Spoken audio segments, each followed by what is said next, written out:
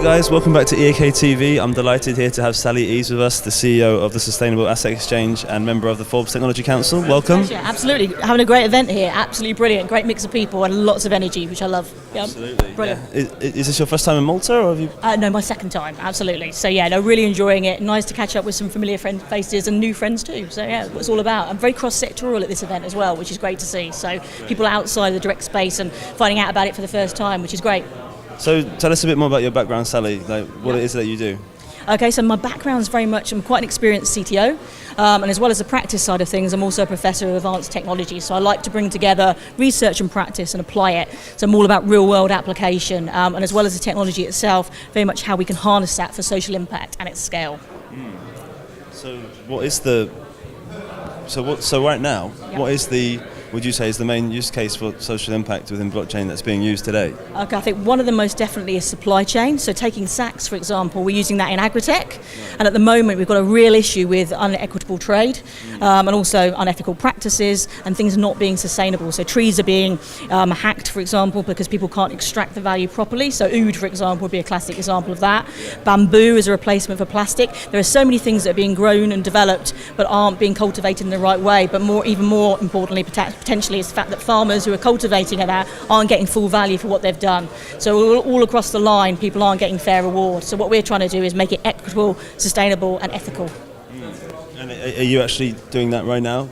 So yeah, this is a great example as well of a transition from an existing business that's moving into the blockchain sphere rather than something that's just new. I think we don't talk about that enough, about how we can take existing use cases, successful businesses and transform them using emergent technology. And is SAX based in the UK?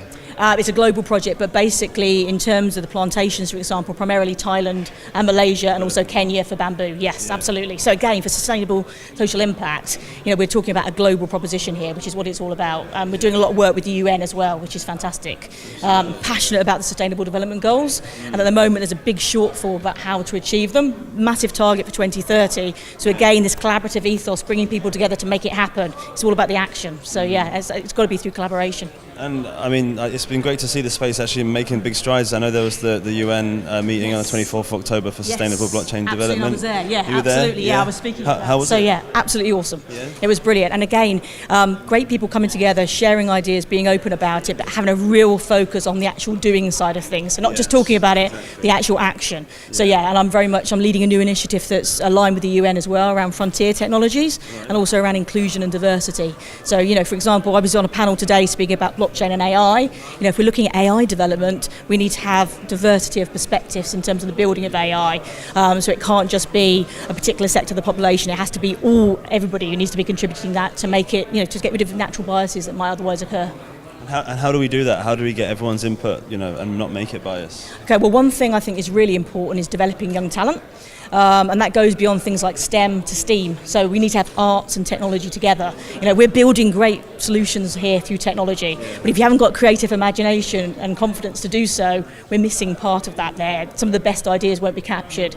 So one of the things I've done is founded something called Aspirational Futures, and that's all around bringing people together, giving free access to skills around blockchain and AI and other forms of intelligence, which I think is so important. You need to be able to have open access to things, so create real opportunities for everybody to get involved, and about scaling social impact projects. And that's again a global proposition. So we've got hubs for that in the UK, but globally, particularly in the developing world. Oh, how do our viewers find out more about that? Yes, if you go to aspirationalfutures.com, brand new website, because there's been so much happening. We wanted to put even more out there and make it very visual and very engaging so people can interact with it. So if you look for that from next week, you can have all the freshest content on that. And again, I do a lot online. I'm very open to discussion. So at Sally Eaves, you'll find me everywhere on that. So yeah, honestly, again, for me, I mean what I say. It's all about collaboration. I want people to get involved, and I'm very happy to share very openly about these projects. So yeah, I'm really genuinely excited about it.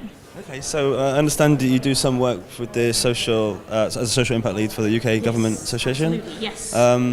The UK Blockchain Government Association. Yes, indeed. What is the general UK feeling within the government with blockchain? Are they sceptical about it? Are they starting to open up?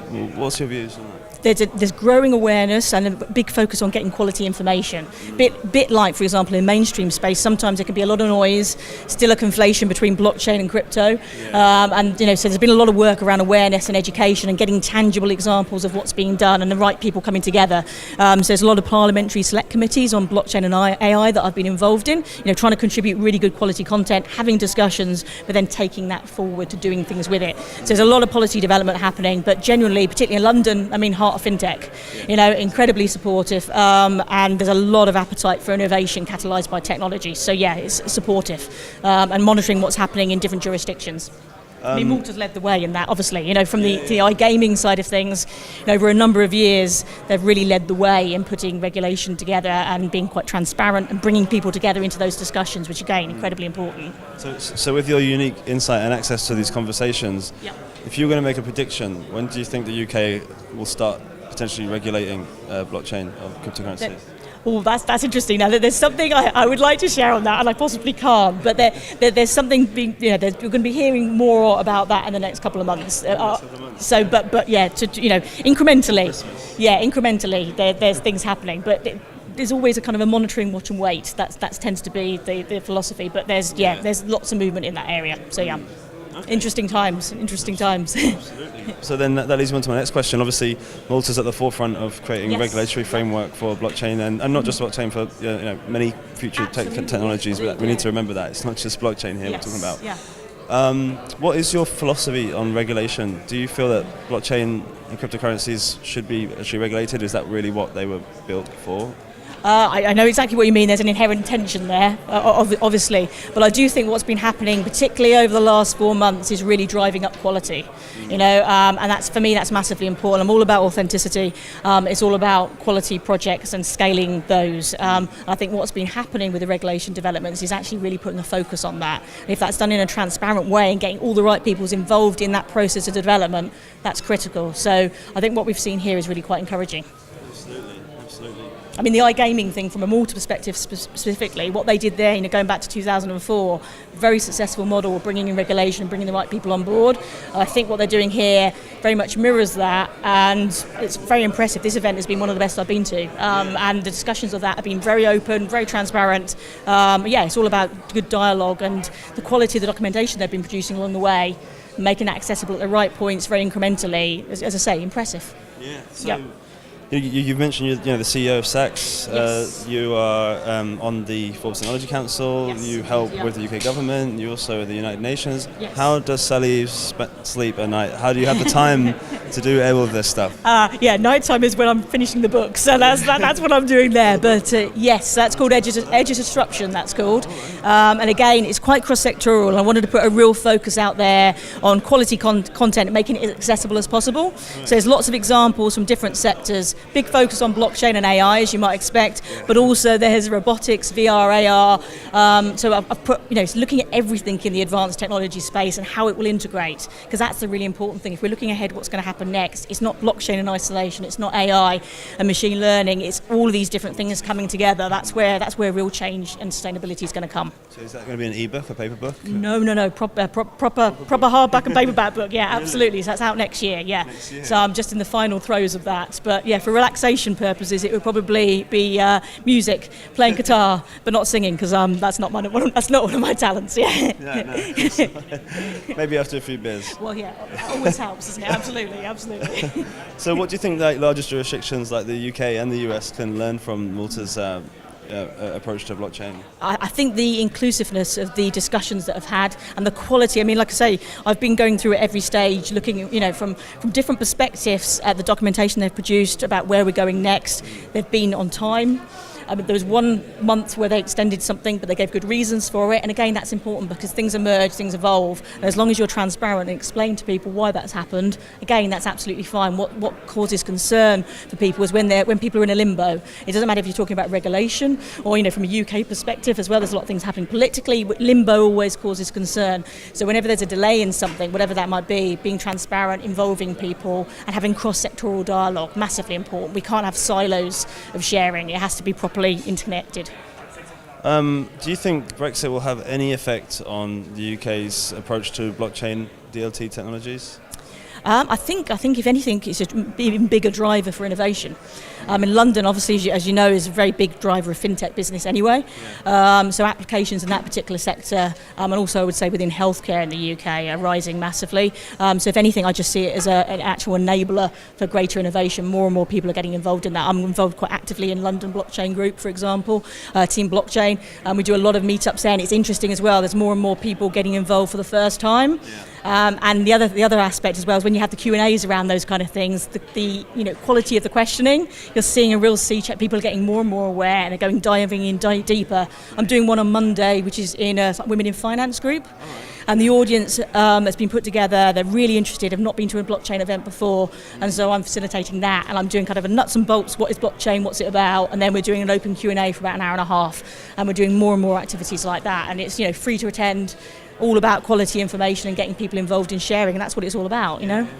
Do you think digital currencies will actually one day take over fiat, or do you think there's a place for both of them? I think there's a place for both. I think it's a hybrid model. That's my take on that at the moment. And another thing I wanted to mention just very quickly as well is you mentioned online there, and quality of information sharing. I think again, I'm now writing for CoinRivet, so I've got a new technical column there kind of starting next week. And again, I think it's brilliant to have sources that are independent.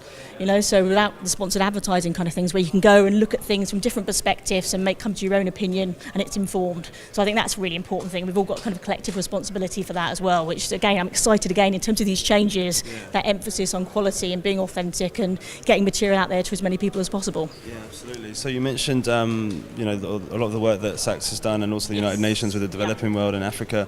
What have been the best countries, would you say, that have been most open to blockchain, and maybe other countries that have pushed back a little bit? Okay, I think particularly at the moment, I'm going out to Kenya in a few weeks' time. I'm speaking at an event there that's all harnessed around technology for social impact. Doing another one there in February as well. And obviously from a SAX sustainable asset point of view, that links very well into bamboo, but also from an aspirational futures point of view, again, developing talent, making things open to access, and doing things in different ways. So you can connect to people online, you can do like MOOC style of sharing information, and obviously going out there in person and sharing as well. So yeah, from the African market point of view, very big developments at the moment, I would say. And technology can be an absolute leapfrog opportunity when it comes to development. It's not just a catch-up situation. It can actually, learning from experience, if it's done in the right way, can take to massive benefits. So yeah, that really genuinely excites me. I also do a lot of work in the MENA region. So I'm going back to Dubai, I think it's end of November. And again, the thing that's been really encouraging there as well is different uses of blockchain and AI technology. So not where you would necessarily always expect it in terms of, for example, first to market opportunities, but also the development of talent. So yeah, that's exciting too. But yeah, Dubai has been leading the way again in terms of, Minister of AI, Minister of Blockchain. They've got a whole blockchain vision, and they were one of the first to do that. So again, in terms of embracing change, that's been really interesting to see as well. What are the key trends in the blockchain space right now that you're noticing and that you can see really fulfilling in the next 12 months? Okay, well, in terms of driving up quality, massively noticeable about that. Move away from ICOs. Is obviously a normal one that we've been talking about a lot during this event. So that's very, very interesting, and I'm having a big discussion point about that in about a quarter of an hour's time. So that's going to be quite exciting. But yeah, there's a lot of interest around that. Different models. Speaking to some guys earlier about a hybrid model as well, which is very, very interesting. So yeah, we're seeing a change in business models and a real driving up of quality. So people are really asking the right questions and looking for things that are going to have a sustainable bottom line. Yeah. I guess we're just seeing the space getting more and more kind of professionalised. Yeah, absolutely. With the ICO model starting to disappear Same now. Thing, yeah, with a lot of events as well. Yeah. And this one again has been incredibly professionally done, so which is great to see. So we want less hype, we want more substance. Yeah. And again, when I'm doing the talks that I do, it's like you like to be as tangible as possible, many real world examples as you can, so that people can go away learning something new and think about how you can apply that in your everyday and in your business, whether you're in blockchain now or you will be in the future. I think it's without a doubt, the ICO mania that happened towards the end of 2017, early 2018 did give quite a bad impact on the general population's view on blockchain cryptocurrency. So hopefully, with this now changing, that will absolutely change that. Yeah, I totally agree. Yeah, we've got real movement here, and I really want to, and I'm certainly, from my point of view, advocating momentum that we're going in at the moment is going in the right direction. So it's massively important to work collectively on that to make sure that's the case. Perfect. Okay, so just so our viewers can, if our viewers want to find out more about Sally Eaves, like where should they go, and about your SAX as well? Yes, so for SAX, it's saxecosphere.com. And for myself, I've got a new website, sallyeaves.com, so you can't escape me with that name. And obviously online, I'm very, very active, so at Sally Eaves, you can pretty much find me everywhere. And for the foundation, aspirationalfutures.com. But very open, as I said, in terms of your audience, I love interaction, and so any questions, any queries, or if you want to get involved directly, please give me a shout. I'll be more than happy to have a chat. Hey guys, that's EOK TV. Don't forget to subscribe below. Thank you, Sally, for your time. Pleasure. Enjoy the talk in 15 minutes. We'll do. Take care. Cheers. Thank you.